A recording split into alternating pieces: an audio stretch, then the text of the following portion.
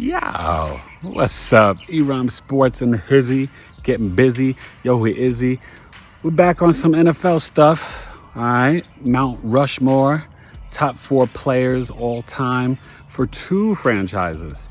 See this green, but it's not for the, it's a Jet shirt, but it's for the Philadelphia Eagles. And we're going to do the New York Football Giants. It's too hot, y'all, to be wearing my Giants shirt, but hopefully you can see it. All right. So, yeah, my father used to have season tickets to the Giants. I saw O.J. Simpson play in the Meadowlands on the 49ers against the Giants. So, seen some great Giant games and Jet games. But, we got to talk about the NFL and what's just going on. I mean, no owner, I'm recording this, late Thursday evening, no owner has come out yet to really say anything about George Floyd, Colin Kaepernick, Black Lives Matter. We saw what Roger Goodell did. That was a good start, but he didn't say Cap's name. Cap needs a job. I saw Pete Carroll was like, I felt bad I didn't hire him in 2017. You hired Austin Davis, a bum. Pete Carroll, you should have had Kaepernick, whatever. Perfect backup for Russell. But, honestly, he's better than Geno Smith, so let's not even front on that. But he could go to the Titans, he could go to the Vikings, the Patriots, the Steelers. He's better than Mason Rudolph and Devlin Hodges. Trust me, as a Steelers fan, I'll take Kaepernick in a minute. But that's not even a point. It's about the NFL owners. Where's Jerry Jones? Where's Robert Kraft? They could say all this stuff, right? When they're in the sex parlor and all that stuff, they could talk all this smack about, don't kneel. But now the world is changing before them. They don't got 2 words to say about Colin Kaepernick, how they were wrong, and George Floyd and Black Lives Matter, when 70% of your athletes are African American. And yes, you're changing things for 2 coaches and assistant coaches and stuff like that, and that's good. And you should, because your policies have been racist. The Rooney Rule has not worked. And then, Goodell's statement was a good start, but let's see the actions. So today they released a 10-year, $250 million going to social justice and criminal justice reform. That's good. That is really good, because it is about money, but also it's about your words. Humble yourselves. If NASCAR can come out and ban the Confederate racist flag and say all the things they've been doing, where's baseball and hockey and basketball's been great, but still owners in the NBA need to come out. I think you've had 2 NFL owners release statements, the Jaguars and Arthur Blank and Shad Khan and the Falcons, kind of, and I think like 4 or 6 NBA owners. Now, all NBA teams said something, but, you've had, obviously, our boy from the Shark Tank, from the Dallas Mavericks, Mark Cuban, said a lot. George Popovich, of course, the Knicks said James Dolan is a clown, and his statement was ridiculous. I like what Max Kellerman said, like a elementary school kid could have wrote that, and you waited 2 weeks. But let's just stick to the NFL. So we'll see how this season works out. We'll see, what's going to happen with the protests, and if they, shuck and jive with stupid 45 Agent Orange again or whatever. But I like that Drew Brees stood up to him, and I think Drew Brees is sincere, even though his first response was not good, but I think he's trying to make it right. He's reached out to players and Shannon Sharp and his whole team, so you got to give Drew Brees a chance, And as the black community, we are compassionate and forgiving, much more so than our white counterparts. So let's keep that real. So we will definitely give you a chance as you fumble through white America, being decent and humane and respectful to your fellow human beings, to your freaking parents. All right, let's keep it real. But I just throw it over the shoulder. But like I said, it's freaking over 100 degrees out here, so there's no way. So we're going for a walk. So let's start with the Eagles first. All-time Eagles. Now, of course, you got to go with Reggie White, one of the best defensive linemen ever in NFL history. And then he went to the Packers and got the Super Bowl, but he was an Eagle. And that Eagles defense, and 89, 90, 91, 92 was insane. Okay, just amazing. A great defense. Reggie White, the minister of defense, was so him and Golick and Brown, and they just, let's get away from this air conditioner. They were just amazing. So, let's see. So of course you got Reggie White. Then, to me, I think we should focus on, for the Eagles, probably Brian Dawkins, because what Brian Dawkins did as a safety, like Reggie White, is sorry, we're gonna go sit in the woods, in the wilderness, in nature, clean up some stuff. Sorry, I'm house cleaning while I'm doing the video for y'all. But that's E-Rhyme Sports, keeping it real. You know what I'm saying? It's more than a meal, it's more than a deal. E-Rhyme Sports, I'm always keeping it real, spit it on the field. Of course I can kneel.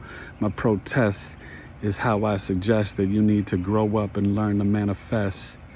Alright? It's a spiritual king. I'm rocking my ring, spitting these bars, and if I need to, I can sing. Cling, cling, bling, bling. So, yeah, the Eagles. They got that chip. So, Reggie White, Brian Dawkins, one of the hardest hitting safeties. And you think about Westbrook and Shady McCoy. But if I had to, number 3, I'd have to give it to Donovan McNabb. You got Norm Van Blocken, but Donovan McNabb, not Ron Jaworski. Although Ron got to the Super Bowl and lost to the Raiders, Donovan got to the Super Bowl and lost to the Patriots. But Donovan McNabb, to me, 5 NFC championships, lost the Super Bowl, but very underrated. Now, I don't love what he did with T.O., but Donovan McNabb was a beast. And a passing, running quarterback, athletic. Donovan was a beast. So, Reggie White, Brian Dawkins, Donovan McNabb. And then everybody goes to Chuck Van Erich, the old school center for the Eagles. He was tough and this and that. But I got to give it to the Hall of Fame wide receiver who just went in, Harold Carmichael. Number 17, he was like 6'7", the big threat for the Eagles. He was rocking it with the Eagles, with Jaworski, late 70s, all through the 80s. And Harold Carmichael was up there with Steve Largent and Art Monk, with crazy receptions and being one of the best wide receivers back in the days, Roy Green. So I'd have to give it to Harold Carmichael. Now things will change in the future. Maybe one day we could put Carson Wentz in there, stuff like that. We'll see. But that's the 4 for the Eagles. Now to the Giants, the New York Football Giants, the last franchise to start a black quarterback. And they did it the worst way to end Eli's streak and put in Geno Smith, and it was just a joke. But we start with Lawrence Taylor. Lawrence of the Meadowlands. Lawrence Taylor was unstoppable. Yeah, he did his cocaine, but you couldn't stop him. He would treat offensive linemen like little children and throw them out of the way and go and get that quarterback. Lawrence Taylor changed the game. He's probably, him and Reggie White are probably, it's ironic that I'm doing these two teams. I started with the Steelers and Jets, but I had to go to NFC. But probably 2 of the best, or the 2 best defensive players of all time, Lawrence Taylor and Reggie White. And of course, you got Bruce Smith and Deacon Jones and stuff like that. But we're talking about the Giants. So it's Lawrence Taylor. Then we got to go to another great Giants Super Bowl winning Hall of Fame player. Oh, yeah. So, yes, Harry Carson. My mind went blank for a minute talking about my Giants. And props to Mark Bavaro and, just great, Leonard Marshall, Jim Burt, all these great Giant, players. But Michael Strahan, I totally had a mental freeze. Michael Strahan has to go in before Harry Carson. So yes, like I said, everybody else, Lawrence Taylor, Phil Simms, Michael Strahan, Eli Manning. That's the, the guys. All right. And just real quick segue or whatever. Dabo Sweeney not firing the coach and everybody standing up for him. And I'm sure he's a good guy, but he's got to clarify, and, whether it's a bad joke or being not sympathetic or empathetic or clueless or tone deaf, football matters shirt, that's not helpful. Okay. Nobody's going to get everything perfect right now, but the fact that we have to talk about Black Lives Matter or Black Lives Matter 2 is a problem in humanity. And if you can't see that, it's like, come on. So I salute Bubba Wallace and people trying to come out there. And you saw the Kentucky football coach, Mark Stoops. He was marching with his students, football players at Kentucky, University of Kentucky. And that state's got a lot of issues right now with Breonna Taylor, right? But with the Black Lives Matter shirt. So just wanted to jump back in and say, I can't forget my boy, Michael Strahan. I guess forgot about him in a sense just because, I guess, Good Morning America. He's moved on, right? But he's a Hall of Famer, and he's a little bit better than Harry Carson. So that's the Giant Big Four. All right? He rhymes sports in the building, yo. All right. Back to talk about the rest of the Giants. Okay. Player Harry Carson. Okay. 2 Super Bowls, 86 and 90 with LT. He was a beast. He was number 53. LT was 56. Harry was like, he brought up and helped bring Gary Reasons and Carl Banks together and made the best linebacking crew in the NFL, them and the Bears and the Skins. Great linebackers in the 80s in the NFL. The Saints had their crew. But the Giants, I think, might have been the best for that run. But Harry Carson was just class personified. Finally got in the Hall of Fame, and it was way too late. But, when you get in, right? I mean, it's wrong, like they jerk T.O. and stuff like that. But Harry Carson was a beast and just so ahead of his time, smart, hard hitter.